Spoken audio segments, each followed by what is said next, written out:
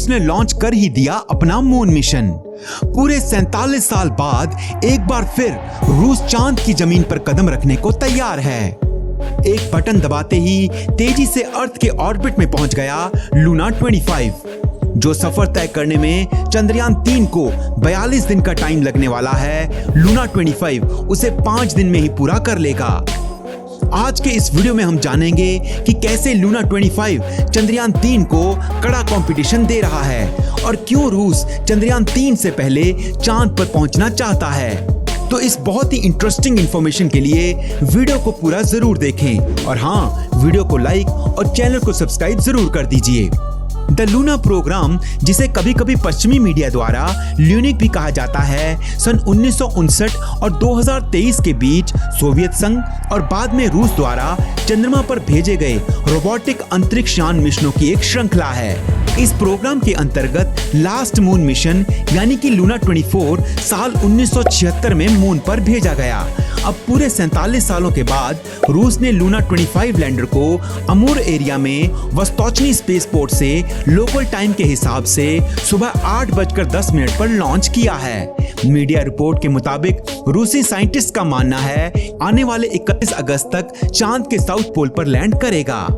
रूस के Luna 25 lander को सोयूज 2.1B रॉकेट से लॉन्च किया गया है। इस रॉकेट की लंबाई करीब 46.3 मीटर है। इसका डायामीटर 10.3 मीटर है। इसका वजन 313 टन के करीब है। इस मिशन को लूना ग्लोब मिशन भी कहा जा रहा है। ये रॉकेट कितना पावरफुल है, इसका अंदाजा आप इस बात से लगा सकते हैं कि ये केवल 80 घंटों में लूना 25 को चांद के ऑर्बिट में पहुंचा देगा। अगर इसमें कुछ डिले भी हुआ तब भी ये 23 अगस्त को चांद की सतह पर लैंड करेगा। अब आप कहेंगे कि इसी दिन तो हमारा चंद्रयान 3 भी चांद पर लैंड करने वाला है, तो क्या ये दोनों लैंडर साथ ही लैंड करेंगे? तो नहीं, ऐसा कुछ नहीं होगा। ये लैंडर चांद पर दिन के समय लैंड करेगा। असल में चांद का एक लूनर डे हमारी अर्थ के 14 दिन के बराबर होता है और इतनी ही लंबी रात भी होती है। लेकिन रूस चाहता है कि उसका लैंडर चांद पर दिन के समय उतरे, इसलिए उसने लैंडिंग का टाइम सुबह का रखा है, जबकि चंद्रयान 3 चांद की सतह पर शाम के समय लैंड करेगा। और इस तरह जो रिकॉर्ड भारत के नाम होने वाला था वो रूस के खाते में चला जाएगा। यानी कि जहां पूरा भारत ये सपना देख रहा था कि हम चांद के साउथ पोल पर लैंड करके इतिहास रचने वाले हैं, उन सभी उम्मीदों पर पानी फिर जाएगा। यानी कि इसरो का सपना एक बार फिर पूरा होने से पहले ही टूटने की कगार पर है, क्योंकि अब इसरो भारत को साउथ पोल पर लैंड करने वाला पहला देश नहीं बना पाएगा। लेकिन हाँ, अभी लैंडिंग में टाइम है और ये मिशन तभी सफल कहलाएगा जब लैंडर चांद पर सेफली लैंड कर जाएगा। और ये टास्क इतना भी आसान नहीं है दोस्तों। इससे पहले भी रूस इस कोशिश में फेल हो चुका है, वो भी एक बार नहीं, 2 बार, और दोनों बार उसके स्पेसक्राफ्ट पैसिफिक ओशन में गिर गए थे। दोस्तों, ये भी सच है कि एक समय था जब रूस स्पेस रेस में अमेरिका को कड़ी टक्कर दे रहा था। स्पेस में जाने वाला पहला ह्यूमन मिशन भी रूस ने ही भेजा था। चांद पर भी पहली बार रूस का ही स्पेसक्राफ्ट पहुंचा था। लेकिन उसके बाद नासा ने 1969 में चांद पर पहली बार इंसान को भेजकर इतिहास में अपना नाम सुनहरी अक्षरों में लिखवा लिया और उसके बाद से ही रूस अमेरिका से पिछड़ने लगा। लेकिन अब एक बार फिर रूस अमेरिका के साथ रेस में उतर चुका है और रूस का यह मिशन अमेरिका और यूरोपियन देशों को एक कड़ा जवाब है, क्योंकि पिछले 1 साल से यूक्रेन से चल रहे जंग की वजह से अमेरिका और यूरोपियन देशों ने रूस पर काफी सारे सैंक्शंस लगा रखे हैं। और इस मिशन को पूरा करके रूस ये साबित करना चाहता है कि वो अभी भी कमजोर नहीं हुआ है। वहीं रूस के इस मिशन से भारत को एक गहरा धक्का जरूर लगा है, क्योंकि रूस ने यह मिशन ठीक उस वक्त लॉन्च किया है जब चंद्रयान 3 चांद की तरफ निकल चुका था और इसरो को इस बार इसकी सफलता की पूरी उम्मीद है। ऐसे में रूस का यह मिशन एक तरह से इसरो के सपने पर चोट कर रहा है, क्योंकि अब ये डर भारतीय साइंटिस्ट को सताने लगा है कि कहीं ऐसा न हो कि 2 बड़े देशों की टक्कर में भारत की कामयाबी का क्रेडिट कोई और ले जाए। क्योंकि सभी जानते हैं कि चंद्रयान 1 ने सबसे पहले चांद की सतह पर पानी की खोज की थी, लेकिन कहीं ना कहीं नासा ने उसका क्रेडिट अपने लूनर मिशन को दे दिया था। इस बार भी उम्मीद है कि चंद्रयान 3 चांद की सतह पर कई बड़ी खोजें करने वाला है। ऐसे में कहीं ऐसा न हो कि उसकी सफलता का सेहरा किसी और के सर बांध दिया जाए।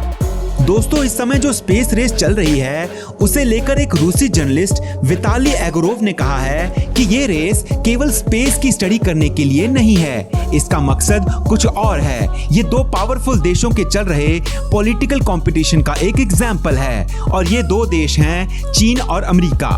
वहीं कई दूसरे देश भी हैं जो कि स्पेस में सुपर पावर बनना चाहते हैं। यहाँ उन्होंने भारत की गिनती दूसरे देशों में की है, यानी कि उनकी नजर में भारत तो किसी गिनती में है ही नहीं। लेकिन अगर ऐसा है तो फिर रूस भारत के साथ रेस की कोशिश क्यों कर रहा है? क्यों रूस ने ठीक उसी टाइम अपना स्पेसक्राफ्ट चांद पर भेजा जब भारत का चंद्रयान 3 पहले ही लॉन्च किया जा चुका था?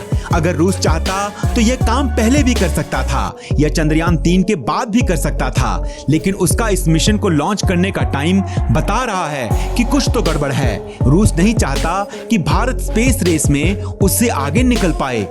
रूस ने अपने इस मिशन में ऐसा इक्विपमेंट भी भेजा है जो कि चांद की जमीन पर 6 इंच तक खुदाई करेगा, जिससे वहां की सतह के नीचे पानी की मौजूदगी का पता लगाया जा सकेगा। इसके अलावा वहां मौजूद मिनरल्स और मेटल्स की भी खोज करेगा ताकि रूस स्पेस माइनिंग का चैंपियन बन सके। अब तक के इतिहास में केवल 3 देश ही चांद पर सफल लैंडिंग में कामयाब रहे हैं। वो है सोवियत संघ, अमेरिका और चीन।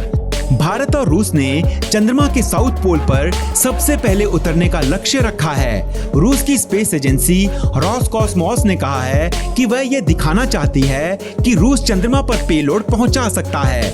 रूस चांद की सतह पर पहुंचने की गारंटी देता है। दोस्तों, इस तरह इस मिशन के माध्यम से रूस एक बार फिर अपने आप को स्पेस रेस का चैंपियन साबित करना चाहता है, लेकिन उसकी इस कोशिश में उसने भारत को एक झटका जरूर दे दिया है। हालांकि उम्मीद है कि इस टकराव के बाद भी रूस और भारत के संबंध हमेशा की तरह मधुर बने रहेंगे और दोनों देशों के लैंडर मिलकर चांद पर काम करेंगे और वहां पर ह्यूमन कॉलोनी बनाने के इस मिशन में अपना पूरा सहयोग देंगे। दोस्तों, आपको क्या लगता है कि चंद्रयान 3 लूना 25 को हरा पाएगा? हमें कमेंट सेक्शन में जरूर बताएं और ऑल द बेस्ट इसरो लिखकर अपनी दुआएं इसरो और चंद्रयान को जरूर दें। वीडियो को लाइक और शेयर करना ना भूलें। हमारे चैनल को सब्सक्राइब करके हमें अपना प्यार जरूर दें। वीडियो में अंत तक बने रहने के लिए दिल से धन्यवाद।